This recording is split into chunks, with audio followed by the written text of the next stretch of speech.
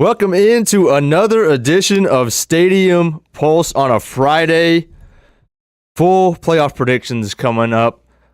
We got Florida and Tulane in a 3:30 matchup in the Gasparilla Bowl today. Florida fans, let me know how you're feeling, because it certainly doesn't feel like a game day to me. Obviously, I'm not a Florida fan, but if I could imagine, it's the same for y'all. Random Friday at 3:30, we're going to go watch our team play a bowl game. We'll have that for you. I'm going to have updates on all of our teams. You know how we do it here on Stadium Pulse. We check the pulse in Miami, UCF, Florida State, Florida, and Georgia. I'm going to have transfer portal updates for all of you who are not Twitter fiends and notification jumpers. If you haven't been quite up to date on all of that, I've got that for you, at least big ideas and big names that you need to be aware of. But I wanted to start today talking about change. Change is something that all human beings struggle with. Some obviously more than others.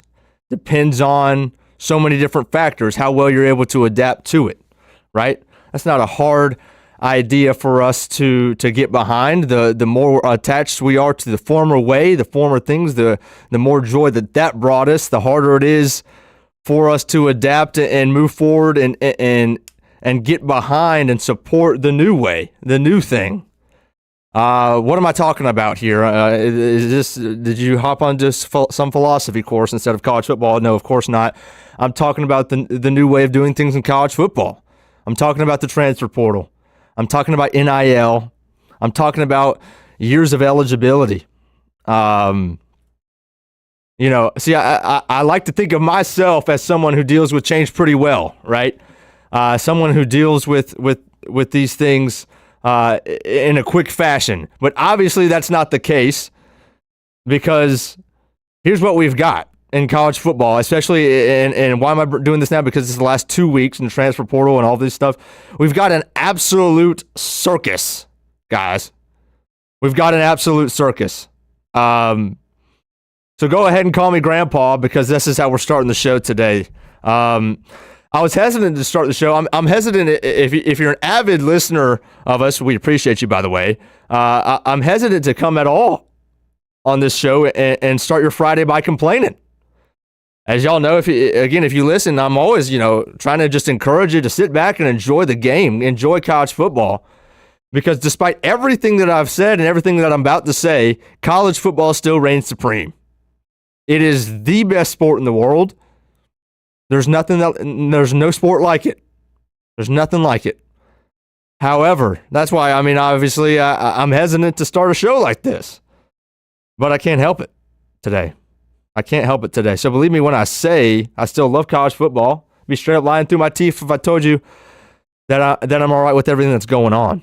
I want you to think about where we were even 5 years ago, and how much of a sideshow that this has become.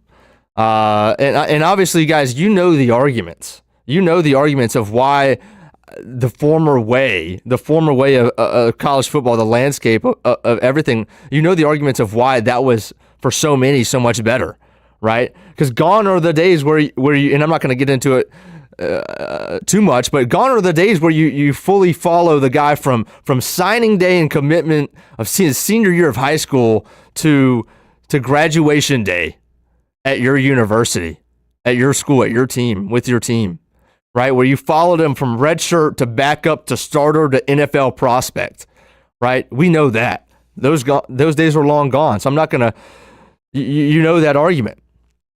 But the sport has changed completely. And believe me when I tell you, I'm not against these guys getting compensated for their play. I fully believe they deserve it. They deserve it. I'm fully support them being able to transfer if they believe that the grass is greener on the other side. There's a better opportunity elsewhere, right?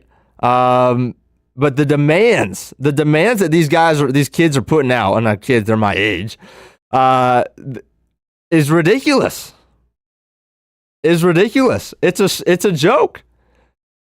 Guys, this is no longer competition. This is no longer sports. This is a 9 to 5. This is I show up and I do this and you give me that. That's what college football has become. There's little flexibility to prove your worth. There's little flexibility to improve your situation in season, right? Once you're there, you're there.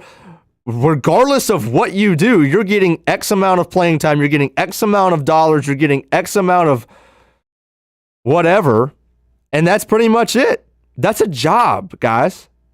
That's a job. That's not sports. What are you earning? There's zero concern for actual relationships, right? Everything now is a transactional relationship. Everything goes back to the contract. There's absolutely zero concern for man-to-man relationship or anything like that. It's you give me this and I'll give you that. Why do you think Gator center Jake Slaughter, his comments earlier this week were so applauded? He pretty much said, if you missed it, he pretty much said, yeah, I didn't think it was, by the way, he's a phenomenal football player, but he pretty much said, yeah, I didn't even think that it was a thing that I had to tell or announce that I was coming back. I was just going to show up in January. That's what he said. And it's making headlines, it's doing all of this. And why is that? Obviously, because that's not understood anymore. That commitment, that is not the norm. It's an outlier, right? It's an outlier because he has teammates who have said to Florida, to Coach Napier, hey, I know that you guys took a chance out of me out of high school, took a chance on me out of high school, that you took a shot, that you've put in countless hours and effort into developing me, and you've rewarded me when I've proved you right, but I'm going to go elsewhere because I want X amount of playing time, X amount in this situation, and I want a bigger bag. Now, again, that might sound contradictory and before anybody stands up and talks about that, I'm hammering Jack Pyburn, right? Because he was obviously the one whose demands were biggest, and there are others, but especially in the SEC and in our area. And before anybody gets up and says, hey, why are you hammering him? You just said you don't blame people from getting compensated. Absolutely, I don't blame them from being compensated. This is about the demands from me. I don't feel that I'm being contradictory in this because, look, if somebody told me, right, and by the way, we have truly no way of knowing because if he was like 100% of playing third down, 100% in passing down situations, like full-time starter, all of these things, and it was very, very specific. We have no idea and no really way of knowing if that was 100% legit or if it wasn't exaggerated, right? I would not be surprised if the dollars was exact and he just said, hey, I want to be the full-time starter. I need $500,000 or $540,000, I believe he said, because it was $50,000 a month. I need $540,000, and I want to be a full-time starter. The stuff that I could see being exaggerated was full-time starter, full-time on third down, always playing on third down, passing situations, right? And it was more detailed than that. But that's what I'm worried about, guys. That's a contract that once he's there, it's only that. Because look, I get the money. If somebody told you right now that you could do the exact same thing at your competitor and they're going to pay you double, what are you going to do? The same job. And here's the bigger thing, and this is the bigger key. This is their last opportunity to make money, which is the biggest reason why I don't get on these guys for trying to get into the portal. Guys, for a lot of these guys, how many of these guys are going to eclipse the $1 million mark in the NFL? Almost none of them. For these guys, the cubicle, the tire shop, and the high school football field are right around the corner. This is it for them. So 75, you stay where you're at and you make 75,000, or you go elsewhere and you make 150 and you have 1 year left of eligibility. Yeah, you're going. I'm going. Tennessee Nick is going as we welcome him in. 100%. I'm taking the money. We're all doing it, guys, especially if it's 1 year, right? It's one thing if you spent a whole lifetime of working your way up at a competitor and you go to your arch rival, right? But this is the norm nowadays. This is the norm. And you can't really even be mad about it. So who's to blame? Who's to blame in this entire, I've already gone 8 minutes on this. Who's to blame? The short answer is I don't know. I don't really blame the player. I don't really blame the coaches. I guess I blame the NCAA and its terrible lawyers for losing every single court case, like an episode of Suits. No matter what happens in the beginning of the episode, but by the end, the good guys are going to win. Or the good guys, meaning the main characters in the show. They've lost every time. That's why they try to stay out of court. And they lost again with Pavia, Diego Pavia, the Vanderbilt quarterback, giving him another eligibility and saying pretty much for him, his JUCO year didn't count. So are all JUCO years negligible now? Not yet. It was specifically for him, but that is the precedent.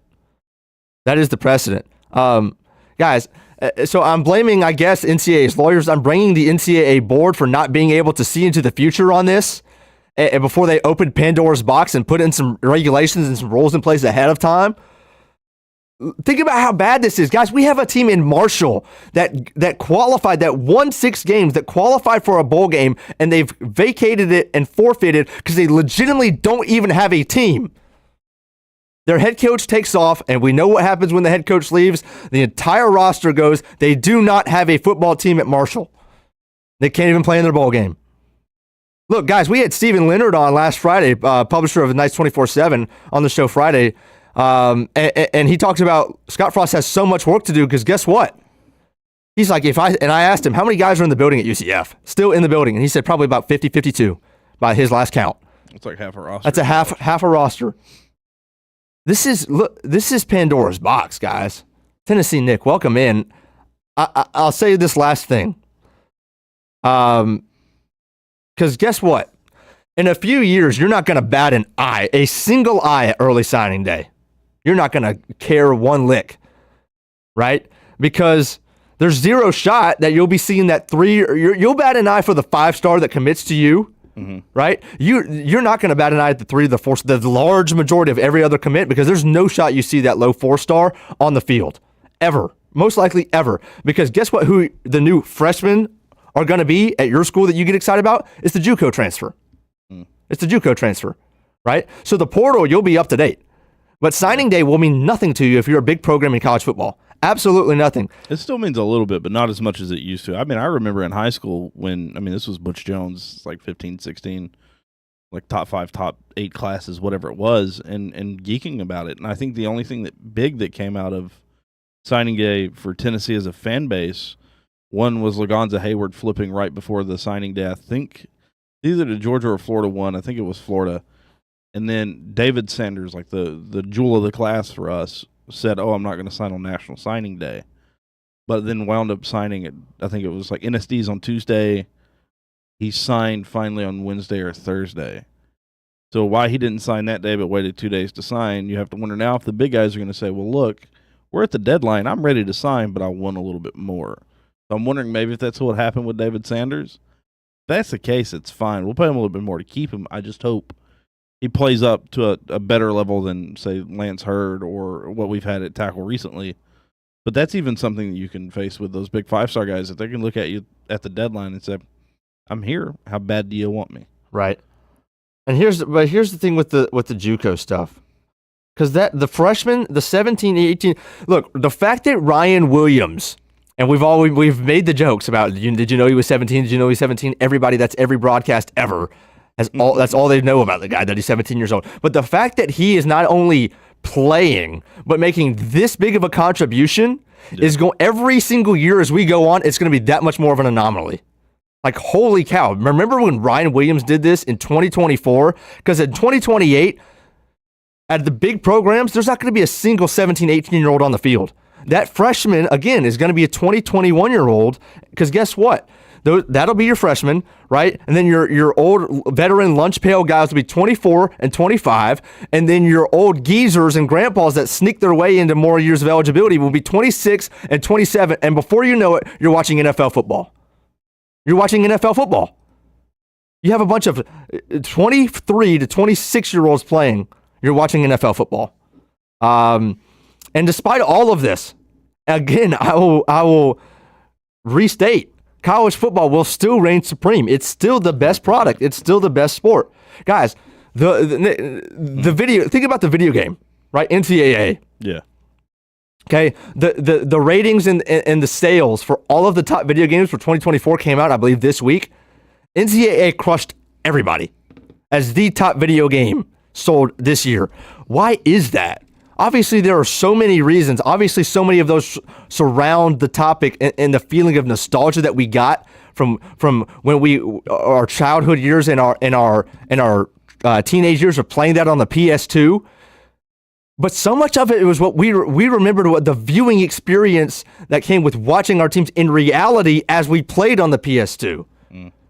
We go back to that when we they didn't even have names on their backs. It didn't matter. We were drawn to the players in that game. I was drawn to number 7 Matthew Stafford in whatever NCAA 06 or whatever it was. I was drawn to number 11 on Georgia's quarterback. It's number 7 Chris Conley, number 24 Noshawn Moreno. All of them. It was about the players then. It's no longer about that now. You're never going to get that again in college football. And the players made the game, whether they had names or not. Look, maybe in a long time, I'll adjust. I started this little, whatever you want to call this, rant with the word change. Maybe I'll get used to it. Maybe as time goes along, like all things in life, will come around. But not yet. And until that happens, you're going to get openings to shows like this. I'm pretty forward about the whole NIL thing. I know Tennessee as a team, as a fan base, as a program, kind of threw themselves at the forefront of it in about middle of the year with the Nico stuff, where they tried to rule him. And per a couple outlets, some in Knoxville, some in Nashville, just try to mash the two words together. Howdy, baby. The NCAA tried to rule Nico ineligible for the season. Genuinely tried to. But, I mean, they squashed that, filed the lawsuit and everything. I'm very forward for it. Now, something that's bothered me recently, because it's kind of taken a hit to our depth, and it's going to be a homer take for a moment. I think the biggest thing in all of this isn't necessarily it's the transfer portal, and it needs to take a model of NFL free agency, that it doesn't open till X date. That way every coach in the country can know it, every player can know that, and then you can't put your name in until X amount of time before, or something has to be written into the contract where it's kind of a free agent clause or something, because like we've had a couple of guys transfer in the 3 weeks leading up to this game tomorrow with Ohio State. So we need, I'm not saying as a Tennessee fan, I think just as a college football fan, as a head coach, as now we have GMs in college football, I think there needs to be some sort of a cap on that transfer window where it's like NFL free agency, and it starts in, I'd say 2 weeks prior, probably the national championship game, where like most of the teams are done, because there's a 10-day or 12-day gap, I think, between the last semifinal and the national title game. Right, because it's Monday night. Yep. So put that in that gap there, which puts it, I think, before National Signing Day in, early February. Puts it a couple weeks before that. You can get a couple of guys there. You can still recruit. But you're not having all of this turmoil in December, and guys are kind of locked in a little bit more. But sure, they're going to say it's an antitrust thing, and it's money, and it's this. There's got to be something. They'll lose. They will, and it's what and I stand looking at it on both sides. That Tennessee won from the NCAA losing, but Tennessee's also going to lose by losing in that sense, because we're going to have guys transfer like at key points in the year. Like right now, lost a couple of guys. Now they're not going to play on the team, and I still think depth-wise we're fine, but it's definitely something I think not only like just for me, but for you as a Georgia fan, Florida fans, USF, UCF, whoever, you're going to want some sort of a window to lock these guys in. That way you don't lose them when you still have, say, a conference championship game where you've got to bid to the playoff. And you don't lose those guys. It's like you're locked in. You know your team. This is what I have. So you've got to figure that out. But then you've got the argument of, well, okay, maybe they lose interest and they quit on the team. You just got to find the balance. We're in the wild, wild west time of it. So, I mean, what was it? Dave Portnoy and Barstool and some other private donor put up $10 million to flip the guy from LSU. Bryce Underwood, yep. You're going to have to find a way to, like, intervene with that. I think the NCAA's lost most of its power with this. And I think ultimately we're going to move to where the NCAA is no longer even affiliated with football. And football is its own thing. Right. Because it's slowly, I wouldn't say slowly, it's quickly becoming the NFL kind of again. And you're going to, like, look at the history of the NFL as far as, like, in the 80s and 90s when free agency happened. and the windows came about and contracts started blowing up and stuff like that. It's going to take some of those like moments in the next decade of college football to really flush out NIL. It is. It's semi-professional football. If I don't ever want to hear student athletes again, ever. As of now, it's done. Yeah, it's done. You could, I would allow you to do it last year. As of now, no more student athletes. All right. Didn't exactly want to start the show like that, but had to get. Sometimes you gotta have a rant. Sometimes you had to. Look, let's get into some portal news across the 5 teams that we love to talk about here on this show, and we'll start with UCF. Okay. Again, I'll go back to mentioning Stephen Leonard told us last Friday that Scott Frost has a ton of work to do. He said there's 52 guys in the building, so he has to flip an entire roster. Obviously, Frost said that he doesn't want to rely on the transfer portal as much as other schools. However, in year 1, he really doesn't have an option, right? So he's gotten some guys. I would say, just as a alumni fan, whatever you want to call me, I've been a little disappointed that we haven't gotten a few more, right? We got an R.J. Jackson, the defensive lineman from Tulsa. That looked like a good get. Everything can take care of itself and be, at peace if one guy comes down to Orlando, and that's Bo Pribula. He's the Penn State backup that made all of the waves and the headlines for putting his name in the transfer portal, despite his team still being in obviously in the playoff. He is the backup. He has seen some action at Penn State. He not to say that he was going to be guaranteed to see any game action going forward, but if Drew Aller goes down, he is the guy. He's played a little bit so far this year, and he puts his name in the portal. And he's already visited Missouri and Iowa, I believe the 2 schools. Look, if you go down to Orlando, and he was at Orlando yesterday, Stephen Leonard confirmed that. He was in Orlando visiting yesterday. Look, if you go to Iowa, and then you go to Missouri, and then you go to UCF after, it needs to be wraps. It needs to be wraps. You cannot tell me that Iowa and Missouri are going to give you buddy, come on. It's the O-Town. Let's go. Unfortunately, I thought that UCF was going to be his last visit. I believe he's now going to visit Ole Miss today. Why? Why go? Ole Miss has an option that they're committed to for the next 2 years. Don't go. Don't sign up. You need to play right away. Look, here's the thing with the transfer portal. If you got to a spot as a big time recruit at your first place and you didn't play, go to, this is not that hard, guys. Go to the place that you're going to be guaranteed to play immediately. If you're Bo Pribula, that place is UCF. Come on down, buddy. Come on down. So that would be the big one. I would love to see Frost work with him. Obviously, Mackenzie Milton, please do your thing and getting him down here. That would be huge. For the Knights, they've lost a ton in the transfer portal. Luckily, Frost has been able to get some of those guys who have put their names in the hat to come back and withdraw their names, which has helped. So we're probably, I would guess, up to about 60 players now, but that's a guess. The fronts need a lot of replenishing. Lee Hunter, obviously, he goes and commits to Texas Tech. I was very curious to see what kind of bag he got. But a lot of work to do still in Orlando. All right, let's go to FSU. FSU, obviously, the big news is all about the quarterbacks. So they've had 10 defensive guys transfer. A lot of those guys contributors, Marvin Jones and Peyton and other starters.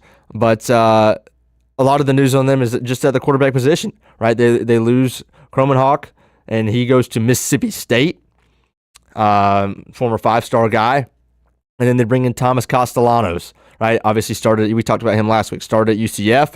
Then he goes to BC with Bill O'Brien, plays there his first year, plays there his second year, then gets benched pretty much. And now he's supposed to be FSU's next guy. I don't know if I love it. They still have a lot of work to do as well. Now let's go down to Miami.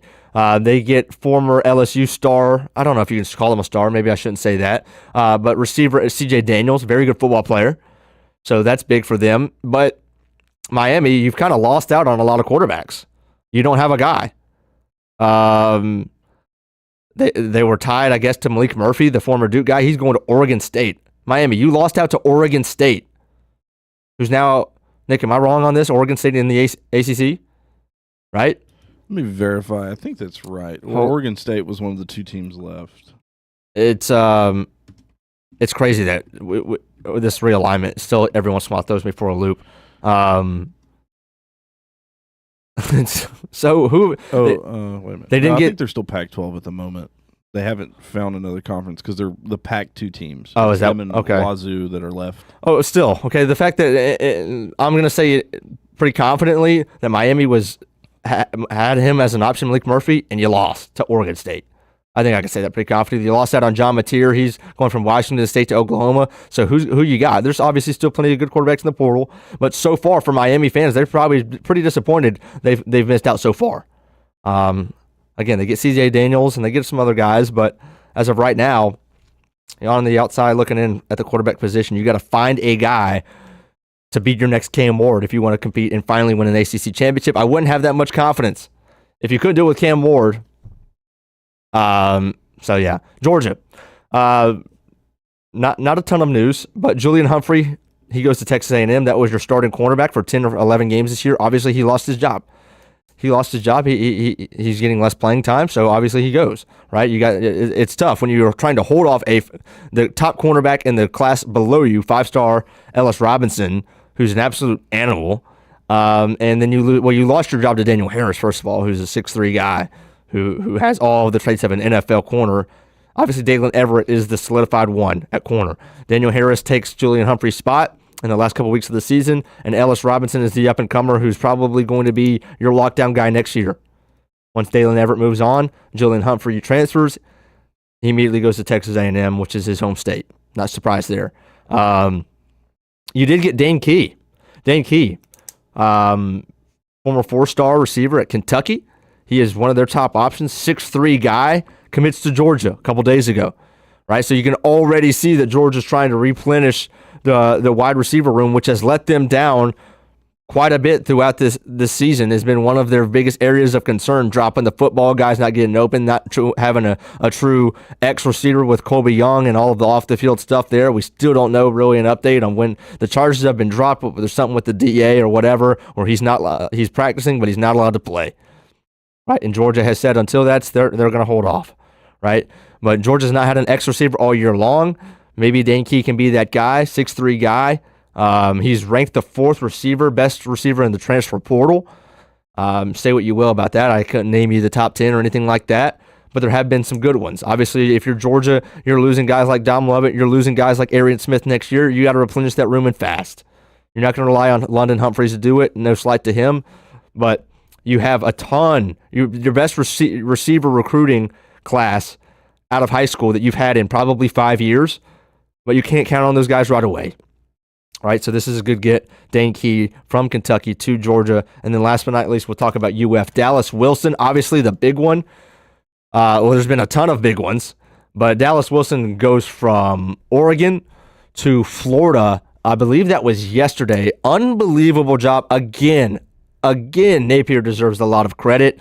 This is one, though, that I need more details about, because there was something there, Nick, where Dallas Wilson, 5-star receiver, there was something about a shoe deal up there in Eugene, obviously with their connections with Nike. There was something about a shoe deal. So how Florida came in and said, hey, I know there's talks about a shoe deal being a part of your NIL agreement in Oregon, but we got something better. I don't know what that better is. I don't know how Napier did this.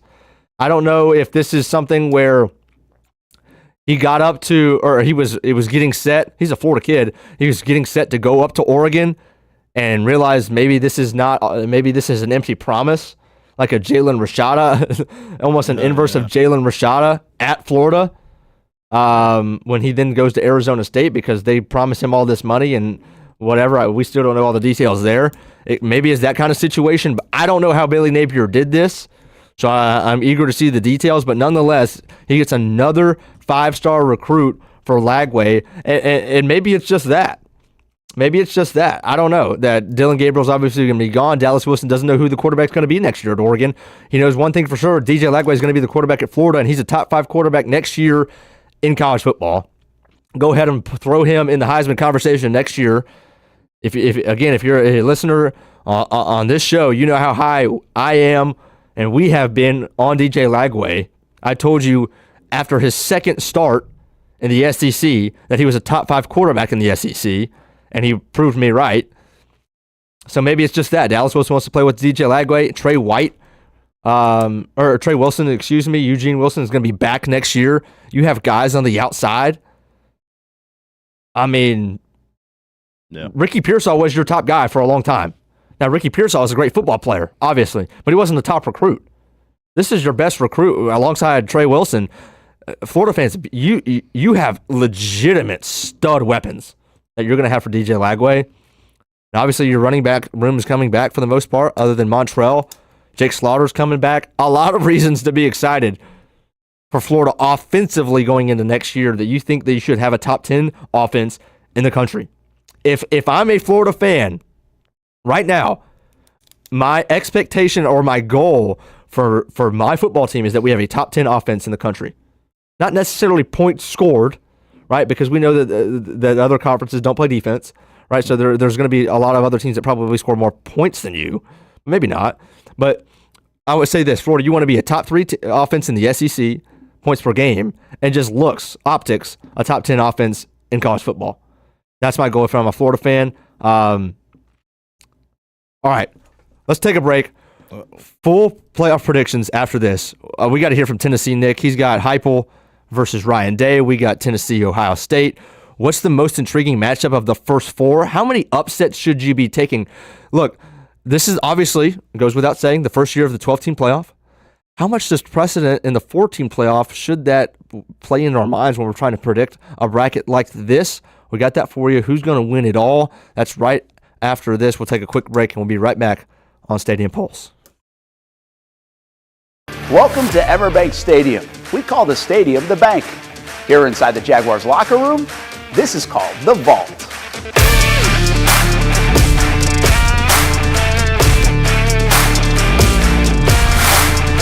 The Vault is a special place on game days. You can feel the energy and excitement as the Jaguars get ready to take the field. And Everbank has made a way for Jaguars fans to be a part of the action. Each home game, Everbank will select a winner and a guest to be a part of the Shadows. Be there up close and personal when the Jaguars leave the Vault to take the field.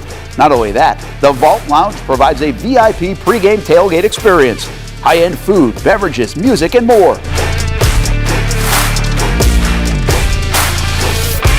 Want a chance to be part of a VIP experience at a Jaguars game? Enter today at everbank.com/shadows, and you could find yourself in the shadows with the Jaguars.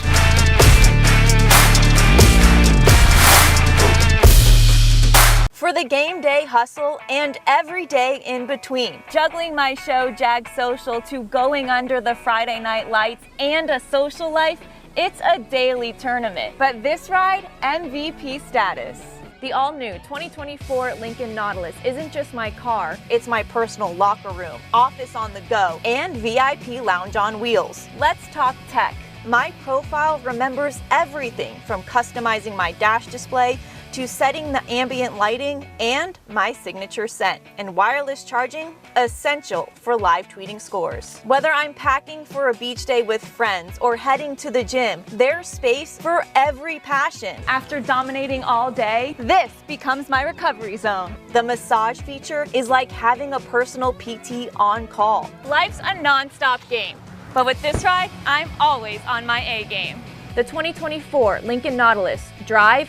If you don't see a pit, it ain't legit. When you hear that, you think Bono's Pit Barbecue, a staple in Northeast Florida now for 75 years. A place that feels like home with friendly service, a meeting place for friends, family, or business occasions. On the menu, the corn nuggets are a favorite in our house, but there's something for everyone. Sandwiches, platters, salads, sides, desserts, and family feasts. You see Bono's all over the place in Northeast Florida. You know, there are almost 20 locations in the Jacksonville area now, so stop on by, sit down, and dine in with Bono's. You can also take it to go. There are drive-thrus in many of the locations, and they have delivery options too. Just download the Bono's app to make things easy. I signed up for the loyalty program, and you can too, to get special offers. If Jacksonville is home, few things feel more Jacksonville than Bono's Pit Barbecue. Celebrate 75 years and many more to come. Bono's Pit Barbecue. If you don't see a pit, it ain't legit. You trust CGC to make your water great, and now you can trust CGC with your plumbing needs as well. Fast, convenient scheduling, licensed and insured. A quick call away at 904-552-1242. You never know when you're going to have an issue with a shower, toilet, or maybe it's a sink that sometimes is easy to fix. All right, let's be honest. I'm not fixing anything. I'm totally staging this because when I have a plumbing problem, I call CGC Water Treatment and Plumbing. Trained professionals, transparent pricing, customer satisfaction. Small problem or even a bigger issue. Right now, save 10% off a new Rinnai tankless water heater. The experts with 25 years of experience at CGC Water Treatment and Plumbing can do it all. Call 904-552-1242 or visit cgcwater.com. For a limited time, CGC is waiving the trip charge on all related plumbing calls. CGC Water Treatment and Plumbing, an authorized independent Connecticut dealer. Florida license number CFC 1432579. It's the place we party in football season with Jaguars All Access. Welcome to Spring Sports Brewery, everybody. Say hello to our guest tonight. That is Trevor Lawrence. You can bring your party or event to Spring Sports Brewery in Springfield any day and any time. Rehearsal dinners, corporate events, birthdays. Here at Strings, you can enjoy the inside area and the outside area. Good for any weather, good for any occasion. Watch the games, play the games, shoot some hoops. Beer? Yeah, they have that. Plenty of choices. And sure, this is a brewery, but Strings is also a restaurant, and the food is fantastic. A full menu made from scratch meals. And if you need String Sports Brewery to help with a party at your place, they cater too.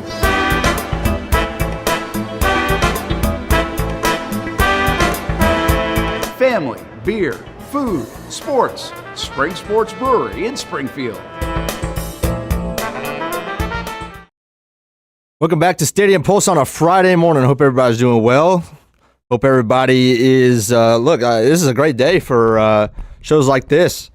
We know half you guys are mailing it in at work before you get going for the holidays. We're not. Hopefully you agree with that statement that we're not mailing it in on a Friday with this show. But if you are, congratulations, and we appreciate you for listening.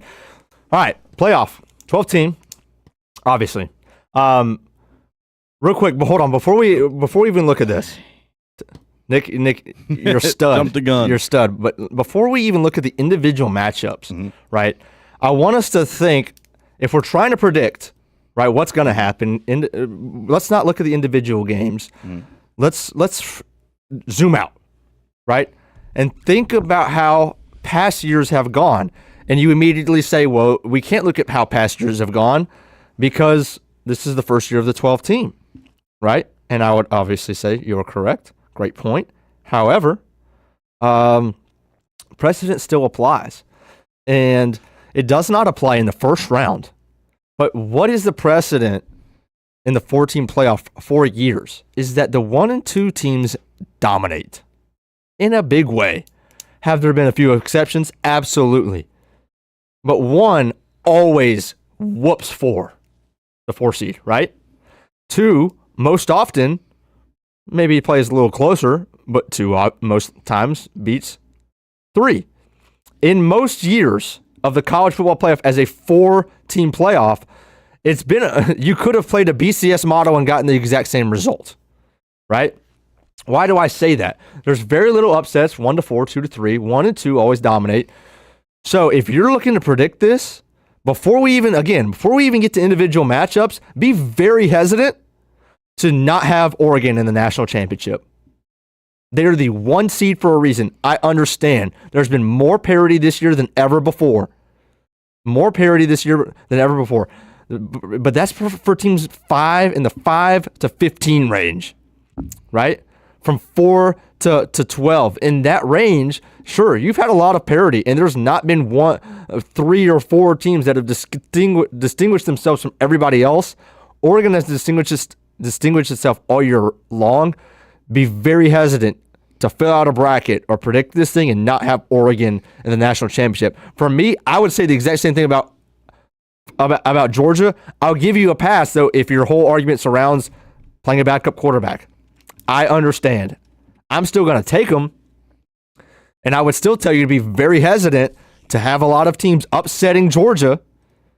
But if you want to go because of the backup quarterback, I will allow it. I will allow it. With that being said, okay, now let's get to the individual matchups. Okay, most intriguing games on the slate. Obviously, tonight. Holy cow! Which game is tonight? It's Indiana Notre Dame, right? Holy cow! Do your research. Am I mailing it in? No, you're not. No. Yeah, I guess we're both mailing it in. There's a game tonight. Good point. This is bad. This is bad. Oh, bad look for the program. Oof. There we go. It is Notre Dame, Indiana. Notre Dame. So I was right. All right, I'm not mailing it in, chat. I'm not mailing it in. We're just second guessing ourselves here. So we'll get to that one in a second. Obviously, what's the most intriguing matchup for Tennessee, Nick? It goes without saying, right? So let's start there. Tennessee, Ohio State, I believe. Obviously, that's the closest matchup with the numbers 6 and 7 or 8 and 9, whichever way you want to put it, pretty much. Tennessee, Nick, break this game down for us. All right, so it's a mixed bag of Tennessee on the road. You go on the road to Georgia, play good in the first half, bad in the second half. Play a really good game on the road against OU and a really bad game on the road against Arkansas. Mixed bag, you kind of get really 1.5 football games of good football and 1.5 games of bad football on the road. So I'm split on the road thing. I think Tennessee's been allotted like some odd 28, 26, some odd 30,000 number of tickets inside the shoe. They're going to have a few people there. And Tennessee travels well. So it's going to be a lot of orange in the crowd. So I'm not super concerned about it. It's still going to be a tough place to play. But I'm confident in Tennessee to be able to go in and win the game. I think it comes down to 3 things. I think the front 7 has to put everybody on Ohio State's offensive line into like a phone booth and battle them there and say, look, beat me here. And if you do that, you can beat the rest of me. Because they got to beat them up front because their offensive line's hurt. They're down their center. It's not good. It's spotty. It's whatever. And the front 7 of Tennessee can wreak havoc in the backfield when they want to, and they can. I think they will. That sets up the secondary. That lets the secondary succeed against a loaded receiving core at Ohio State. And Will Howard's a good quarterback, so he's going to sling it. I'm not super concerned. I think we've got the better running attack. You do. So I think those 3 phases are how we win. The front 7's got to get to Howard and keep him off kilter. If they keep him off kilter, the DBs can shut down the receivers, and if they do that, the defense is going to be okay. And then I think we ride Dylan Sampson to a 140-yard game. Nico gets 220 through the air, and you call it a ball game. Yeah. All right, look, I think. And for the guys, the Ohio State fans or whoever's saying, well, it's cold in Columbus. Yeah, that's garbage. I think the weather's going to be, I don't know, I saw the forecast and trying to look at it now. Let's see if I can find 8 o'clock. Well, 8 o'clock tonight, it's going to be 36 degrees. Saturday's 30 is the high, low of 22. But Knoxville is comparative. Mm-hmm. I mean, I'm looking right now. It's 37 in Columbus and 39 in Knoxville. So anybody saying that these guys are going to be, oh, it's warm down there. No, it's only about 5 hours separating the 2 cities.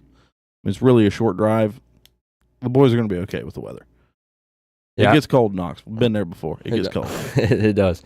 Yeah, I'm with you on this one. I think this is going to be a phenomenal football game, and that's why I do have it as the most intriguing one of the slate.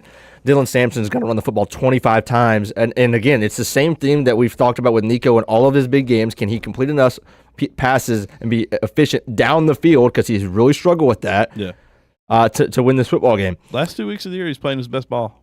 He had 8 combined touchdowns, 0 picks. He did. 1 pick. And that's what I remember before that last game. I was talking about, look, can he gain momentum? Can he throw? And he threw 4 touchdowns in that last game. Yeah. If he does anything like that, watch out, Ohio State. Look, Ryan Day, also watch out. If you go a first-round exit at home. Yeah, it's pitchforks and torches for him. Holy it's cow. It's ugly in Columbus. Holy cow. Heupel, though, there's a lot of people saying, look, this could be a battle of the blunders in time management down the stretch. Yeah. Because Heupel, at times, has struggled with that as well. I love the Clemson-Texas matchup. This is going to be a rock fight. Clemson and Texas play great defense.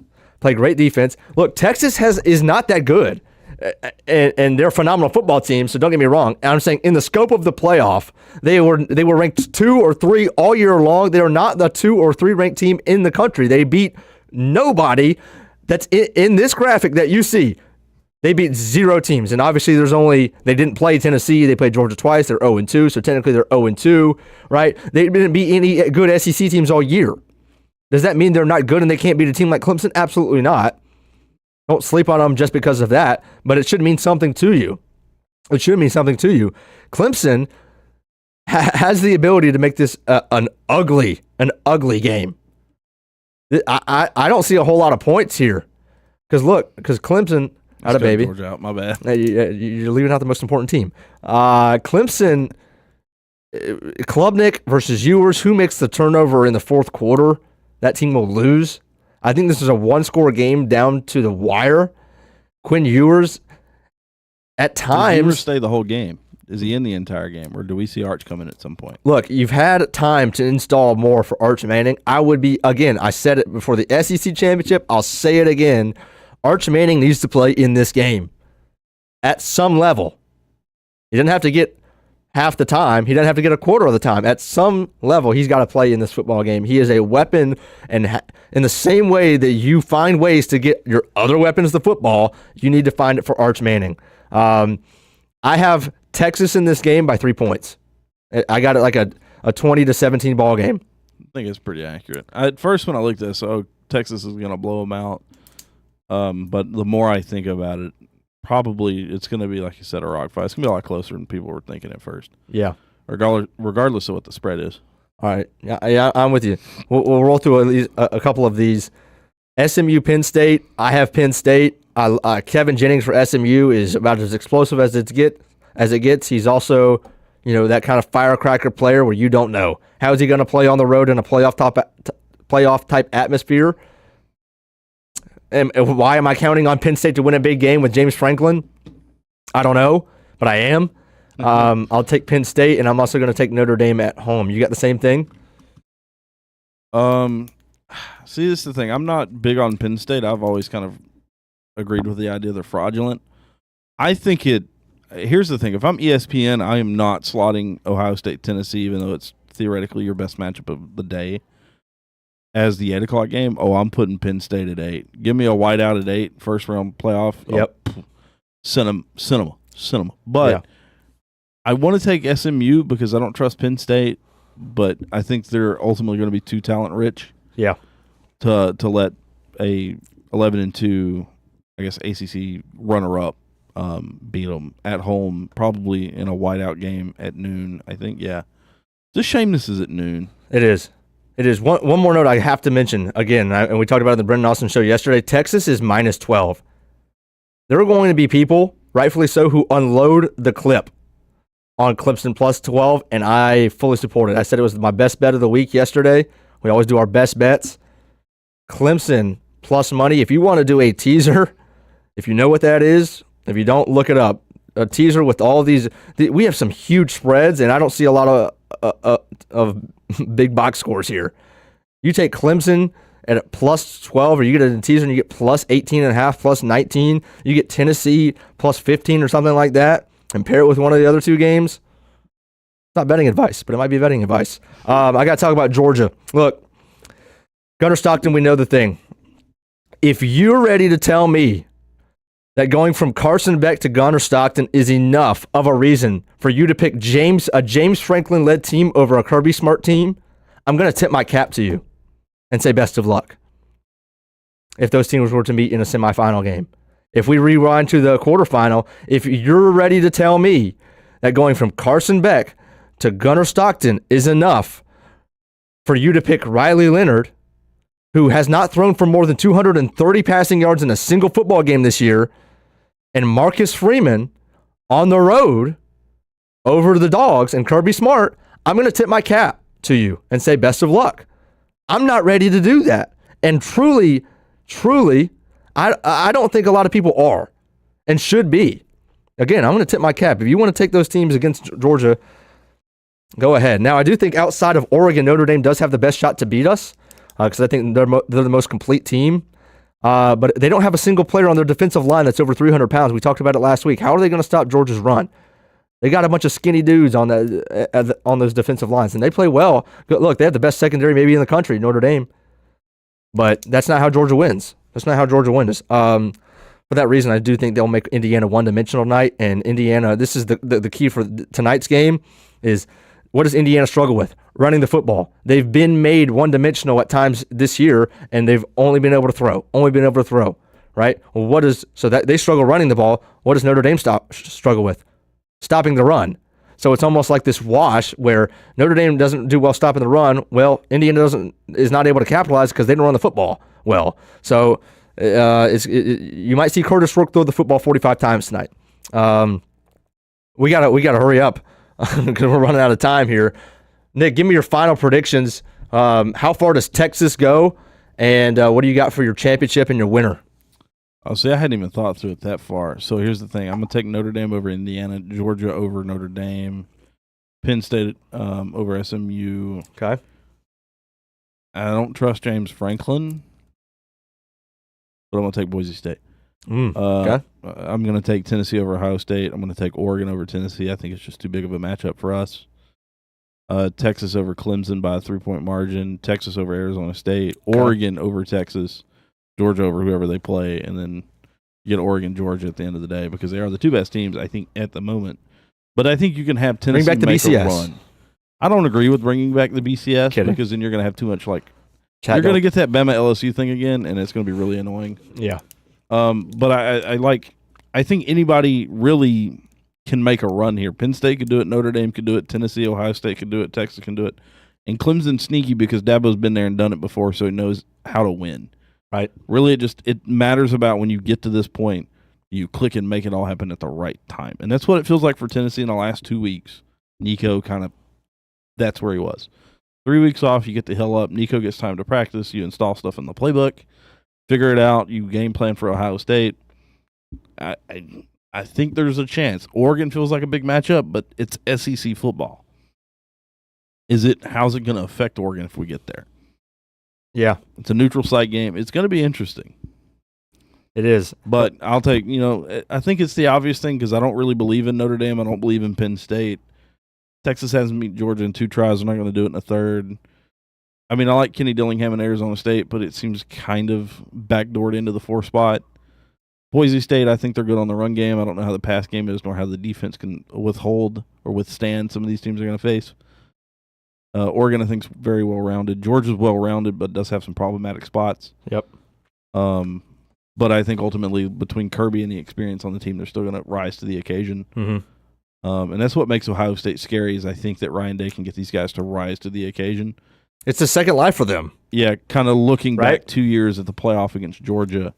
I mean, it's the only team that's ever really given Georgia like a scare at that point in the year. I think Ohio State can rise to the occasion and be problematic. Yeah, I'm with you. I'll make one last point about the first round, and then I'll give you my winner.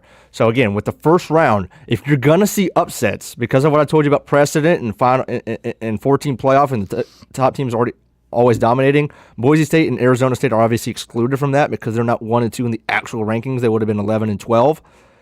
If you're gonna see upsets, they're gonna come in the first round. Right, so don't be surprised if Clemson upsets Texas. Don't be surprised if SMU upsets Penn State. I wouldn't call Tennessee or Ohio State an upset either way that goes. I really wouldn't call Indiana, Notre Dame an upset either way that goes. But don't be surprised if Clemson beats Texas. Don't be surprised if SMU beats Penn State. I'd love to see SMU win. I'm in for it. I'm in because that's where you're going to see the upsets. You're going to see a lot less upsets as this thing goes along because of everything I've told you. Expect Oregon in the national championship. Can Arizona State beat a team like Texas? Yes, they can. Look, they can benefit. They're the hottest team in this thing. Yeah, That's that South Carolina type thing. Nobody we thought would want to see South Carolina if they got in. If South Carolina was playing Texas in that game, I'm picking Carolina all day long. exactly. So Arizona State has all the momentum. Kenny Dillingham's got those guys playing unbelievable well with Scatterboo. I still have Oregon and Georgia in the national championship, and I'm taking the Dogs. Yes, I'm a homer. So what? But also, again, if you're taking James Franklin or Marcus Freeman or SMU, Rhett Lashley, over Kirby Smart, or just because Ashton Genty is an unbelievable football player, one-man bands don't beat Georgia ever. Ever. Who's going to beat them out that side? We're going to make it to the national championship, and then who cares? Because it's Kirby Smart versus Dan Lanning.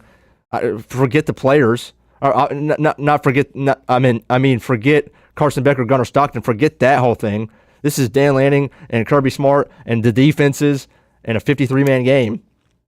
Like, let's ride. Give me Georgia to win the 2024 national championship. They would have won it last year if they would have made it in, but we are not going to have that conversation now. I'm not salty. That's going to do it for Stadium Pulse. Look, we love having you guys in here. Appreciate the chat, YB400. Appreciate the love in the chat all episode long today. That's Tennessee, Nick. What do we got here? Clemson gets up early. It's over. I'm with that. Go Gators going to beat Tulane. I'm sorry, I didn't really get to much on Florida Tulane today. It feels so weird. 3:30 kick on a Friday and Florida's playing. I'll stay with Lagway against the backup quarterback. Give me Florida big in that one. Napier's going to get his guys up, and they'll be just fine and be the Gasparilla Bowl winners. That is all for Stadium Pulse. We'll have the Brenton Austin show with Austin Lane and myself in about 5 minutes, breaking down the Raiders. We have Paint the Play for you as well. We are making our picks, more picks, especially the NFL. A loaded slate this weekend, college football and NFL Saturday. We hope you enjoy it. We appreciate you watching. We'll see you next time on Stadium Pulse.